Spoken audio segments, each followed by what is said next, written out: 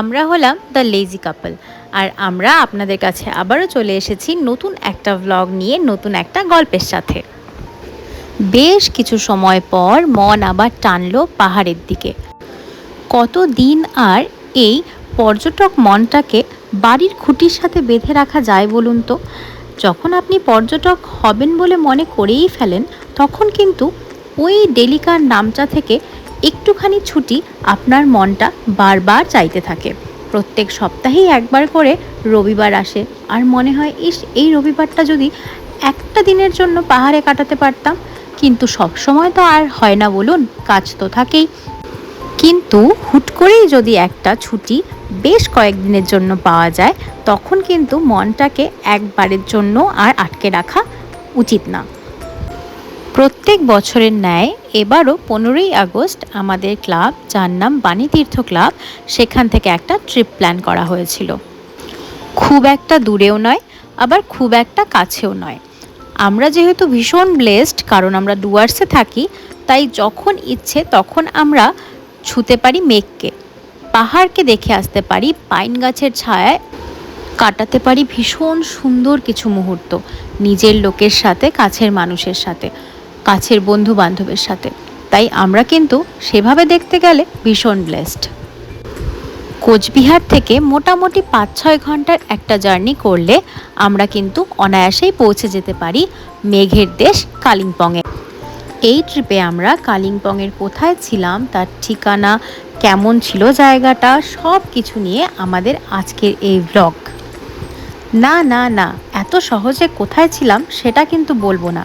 তার জন্য আমার ভিডিওটার সাথে কিন্তু আপনাদের কিছুক্ষণ সময় থাকতে হবে, তারপরেই বলবো আমরা কোথায় ছিলাম।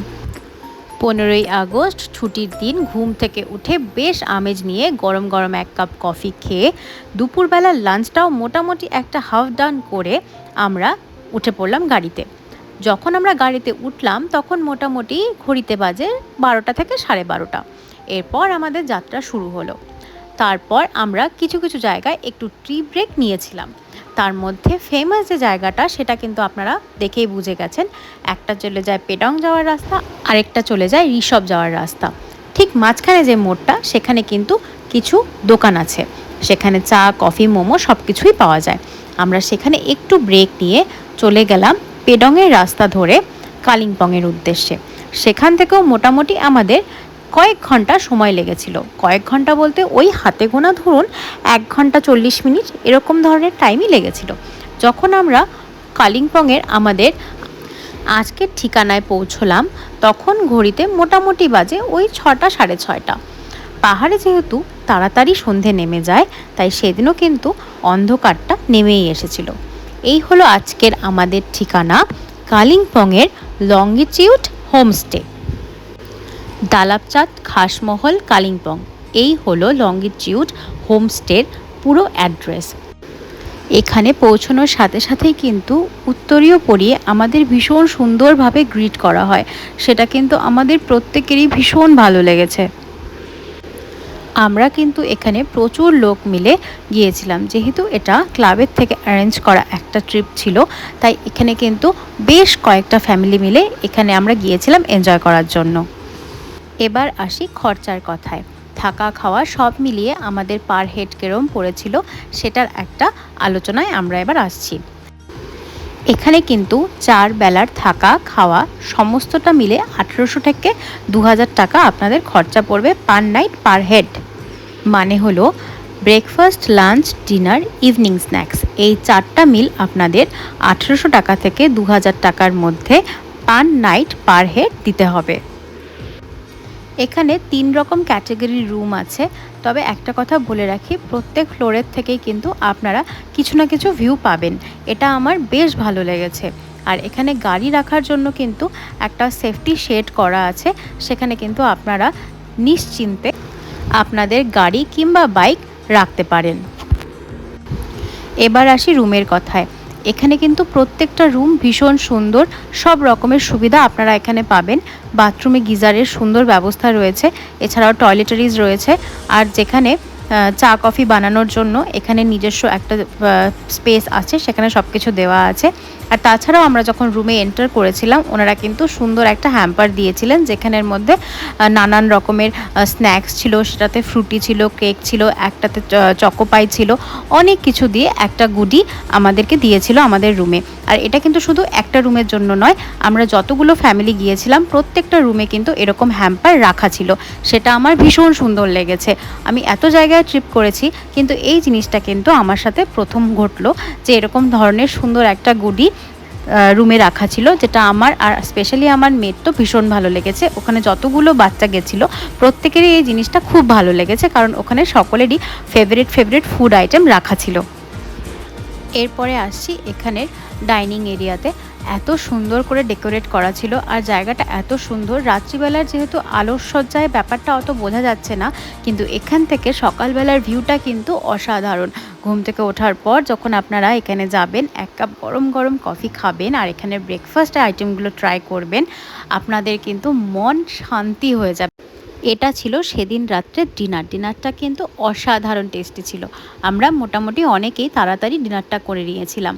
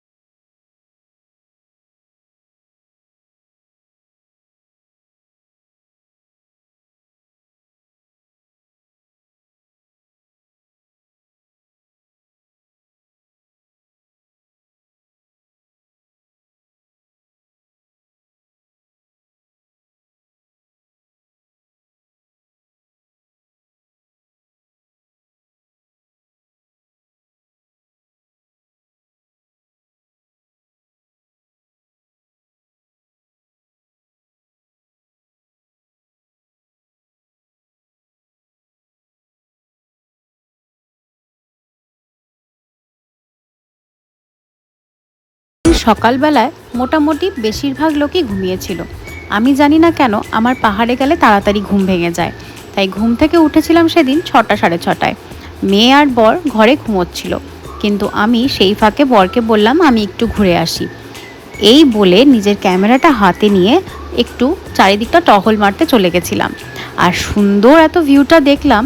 আমি মোটামুটি যেহেতু 6:30 রুম থেকে বের হয়ে গেছিলাম, তাই সুন্দর ক্লিয়ার একটা আকাশের ছবি আপনাদের জন্য মেমোরিতে সেভ করে রেখেছি, যেটা আপনাদের সাথেও শেয়ার করে নিলাম। আমার ক্যামেরায় বন্দি করা ছিল বলে।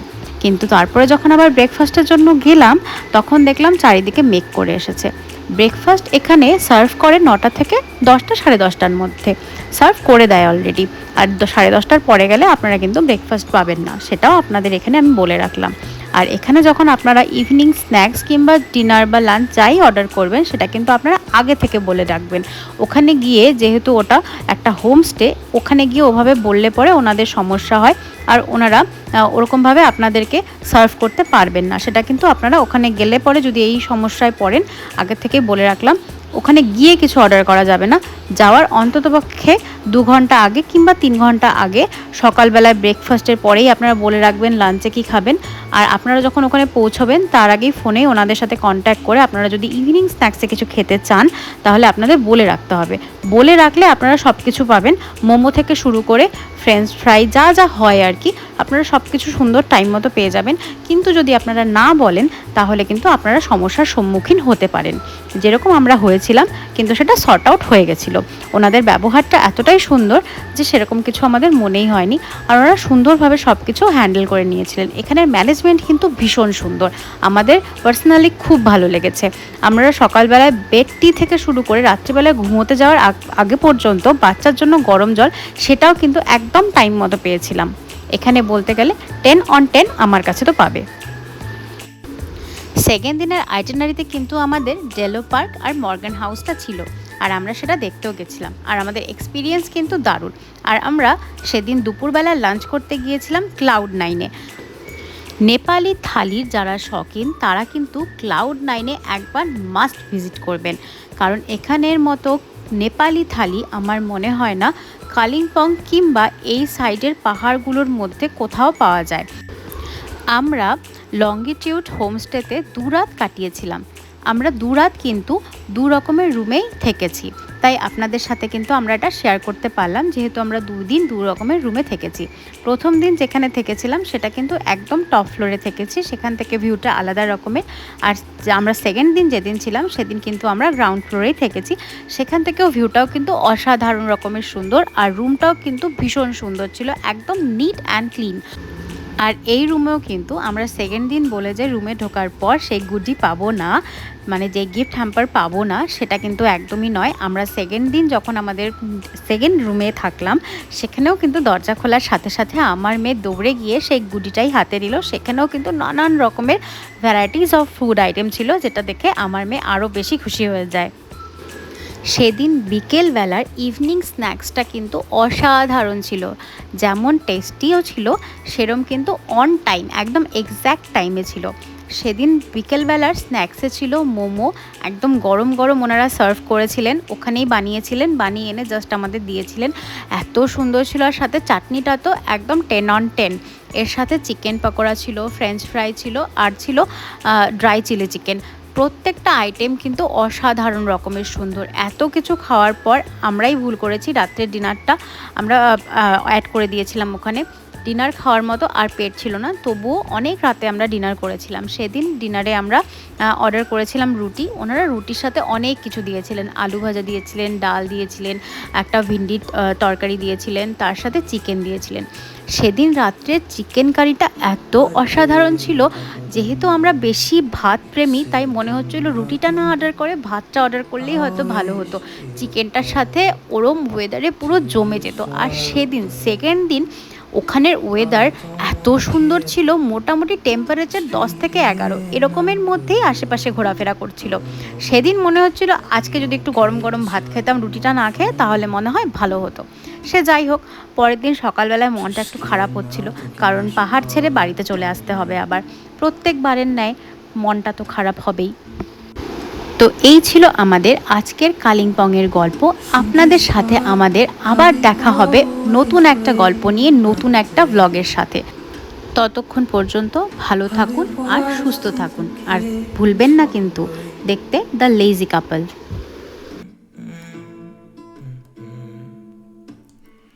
Let's live down by the water, watch it come and go home.